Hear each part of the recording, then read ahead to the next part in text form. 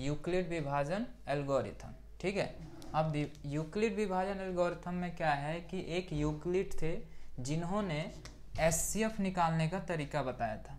क्या निकालने का? एचसीएफ। देखो जनरली एचसीएफ हम निकालते हैं इस तरीके से, जैसे मान लो मुझे 10 और 13 का निकालना है, तो हम लोग क्या करते थे, 10 का अलग एलसीएम निकालते थे और 13 का अलग एलसीएम।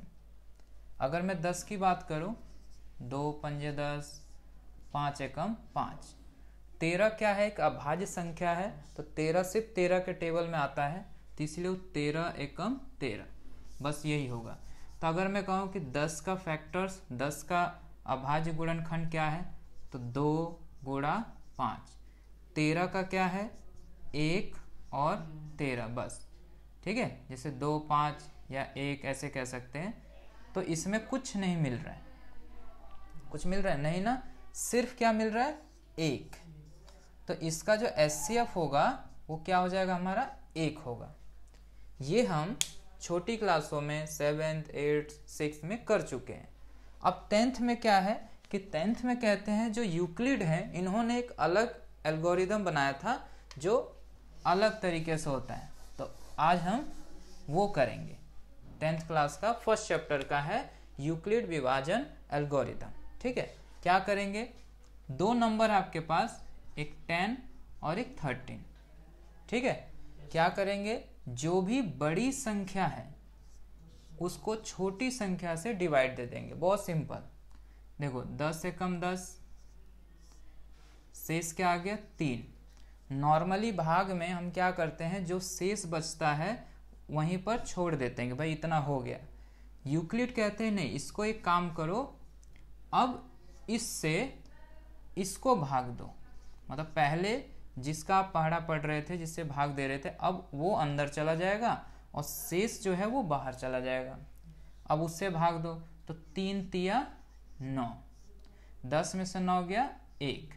फिर वही काम करेंगे, शेष बाहर और जिससे भाग दे रहे थे वो अंदर, 1 तिया 3। अब कट गया पूरा, तो जिस नंबर से पूरा कटे, जिस नंबर से भाग देने पर पूरी संख्या कट जाए, उसी को एचसीएफ कहते हैं। ये आपने देखा, अभी हमने एचसीएफ निकाला था, 1 आया था ना, बिल्कुल वैसे ही। दूसरा नंबर देखते हैं, एक और 4 और 19, ये हमारे पास 2 नंबर हैं, तो वैसे ही करेंगे, 19 को 4 से भाग देंगे। देखिए 4 चौक 16, 9 में से 6 गया 3, फिर वही करेंगे, 3 को अब 4 से देंगे, 3 एकम 3, 4 में से 3 गया 1, फिर 1 बाहर 3 अंदर, 1 तिया 3, कट। क्या निकला हमारा एचसीएफ, 1। यहाँ भी 1 ही निकला।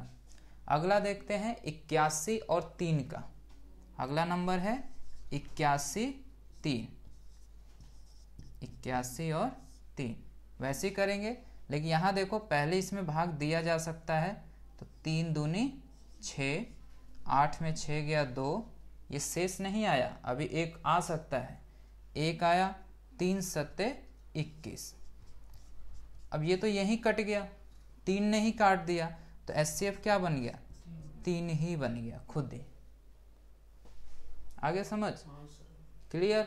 अब उनको लिखते कैसे है ना, तो लिखने का जो तरीका है अब वो समझते हैं। मैं इसको रफ कर देता हूँ। चलिए देखो, जैसे इसको हमें करना है कि लिखना है कि यूक्लिड विभाजन एल्गोरिथम के पॉइंट ऑफ व्यू से कैसे एचसीएफ लिखते हैं। एक तो हो गया ये निकालने का तरीका, ये डिवाइड दे दिया, इसको लिखते कैसे। तो लिखने के लिए एक फॉर्मूला है हमारे पास, भाज्य बराबर भाजक गुणा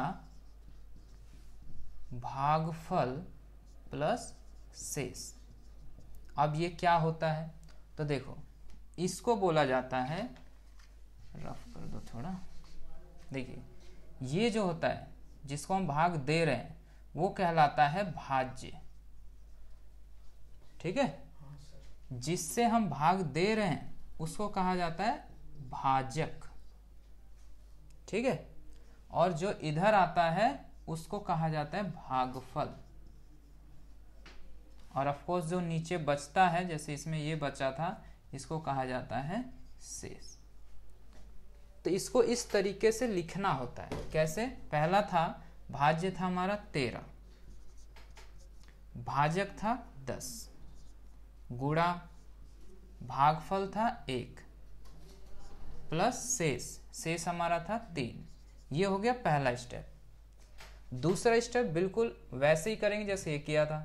अब भाजक क्या हो गया हमारा 3 हो गया, भाज्य क्या हो गया 10 भाज्य हो गया, भाजक 3 हो गया, भागफल 3 हो गया प्लस शेष 1 हो गया। फिर अगला ये था, तो अब जो भाज्य है वो 3 है, भाजक 1 है, भागफल 3 है प्लस शेष कट हो गया, इसका मतलब वो 0। और जिससे 0 आ गया मतलब कि आपने 1 से गुणा किया था, 1 से भाग दिया था, 1 से भाग दिया था, 1 दिया 3, तो ही आया था ना 0। तो ये जो 1 है वही HCF होता है, अतः HCF बराबर 1। इस तरीके से इसको लिखा जाएगा। एग्जाम में आप इस तरीके से लिखेंगे। पहले आप करोगे, करने के बाद इसको ऐसे लिखा जाता है। ठीक है, चलिए एक आपके एग्जाम्पल ले लेते हैं। एक और क्वेश्चन है 455 और 42। इसका हमें क्या निकालना है? सेम ऐसे ही HCF निकालना है, डिवाइड देना है, डिवाइड देकर HCF पहचान के आपको लिखना है। तो देखो कैसे करते हैं।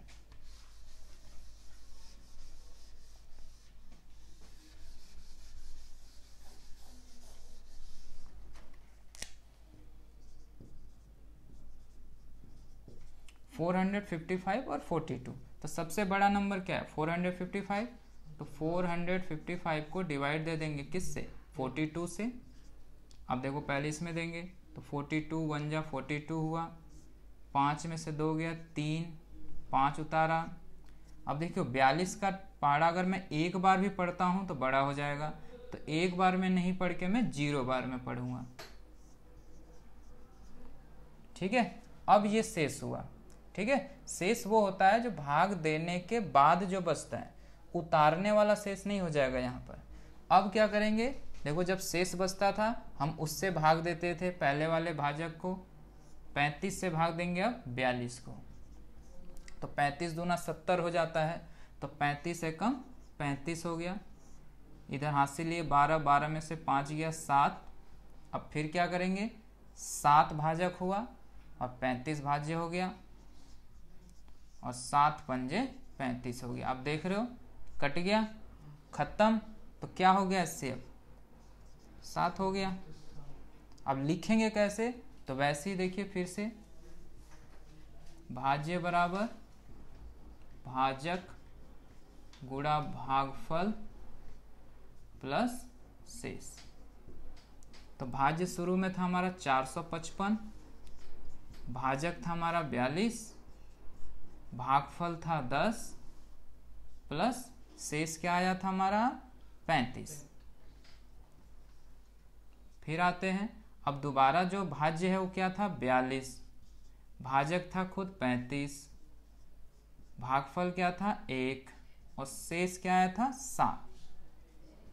फिर अगला 35 बराबर 7 गुणा 5 और प्लस 0, तो 7 की वजह से 0 आया, अतः HCF बराबर 7। क्लियर? इस तरीके से यूक्लिड विभाजन एल्गोरिदम का यूज करके आप HCF फाइंड करोगे। पहला जो क्वेश्चन एक 10th क्लास में आता है वो यही आता है, ये पक्का आता है कि यूक्लिड विभाजन एल्गोरिथम से HCF फाइंड करो।